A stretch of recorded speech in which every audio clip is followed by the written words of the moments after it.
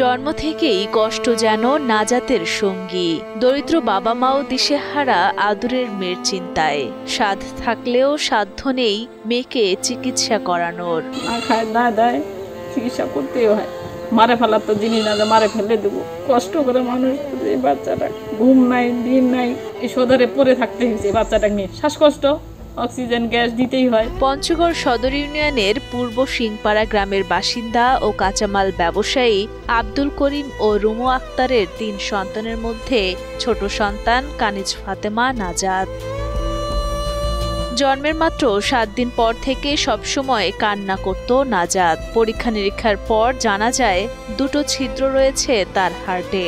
ধার দেনা করে ও বিভিন্ন সংস্থা থেকে ঋণ করে 16 মাস বয়সে নাজাতের হার্টের ছিদ্রের একটি অপারেশন করানো হয়। তবে অর্থাভাবে দ্বিতীয় ছিদ্রের অপারেশন করানো হয়নি এখনো। ডাক্তার বললো যে 1 থেকে 5 মাসের মধ্যে যদি এই ফুটা বন্ধ না হয় তাহলে বন্ধ করাই দেবো। তখন নিয়ে গেলাম পিজিতে এইভাবে 4 বার গেছি। পরে ঘুরে আসার পরে 4 বারের মাথায় তখন ওরা অপারেশনটা হলো। অপারেশনের পরে রিভাইজ করায় আসে পড়লাম। এখন আবার ওই যে ডাক্তার 3 মাস পর যাইতে বলে।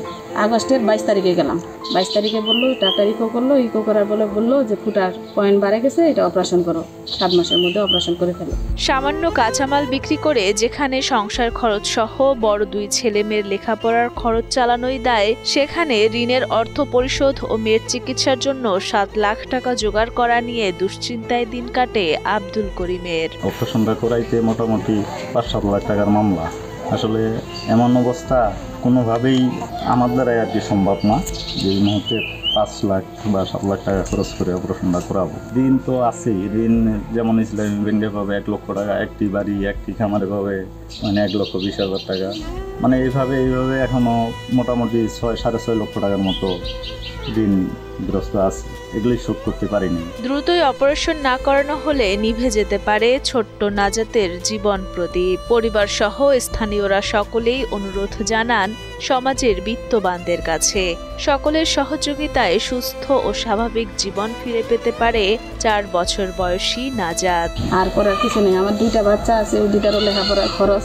ইন্টার পড়তেছে একটা ছেলেটা, মেয়েটা গার্লসে পড়তেছে, ওইটারও লেখাপড়ার খরচ। ছোট একটা কাঁচামালের দোকান করে কি আর সংসার চলে ভাই? ঋণ পাতি অনেক গ্রস্ত হয়ে গেছি। মোটামুটি 10 লাখের উপরে আমার খরচ হয়ে গেছে। ঋণে পড়ে আছি বর্তমান। দেখেন না, একটা রুম ভাই, বাচ্চা কাচ্চা নিয়ে একটা রুমের মধ্যেই থাকতে হয়। কি কষ্ট করে যে দিন যখন যায় আমার। আপনারা যদি একটু সাহায্য করেন তাহলে আমার বাচ্চারা পৃথিবীর আলো দেখতে পারবে। আরেকটা অপারেশন করবে, ওনাদের কোনো সামর্থ্য নাই। বাপ মা পড়ার সময় অসুস্থ হইলে কান্না করে। সমাজের গণ্যমান্য ব্যক্তিরা ওনাদের সহযোগিতা করেন। আমরাও চাই যে সবাই মিলে সহযোগিতা করে বাচ্চাটা বেঁচে থাকুক।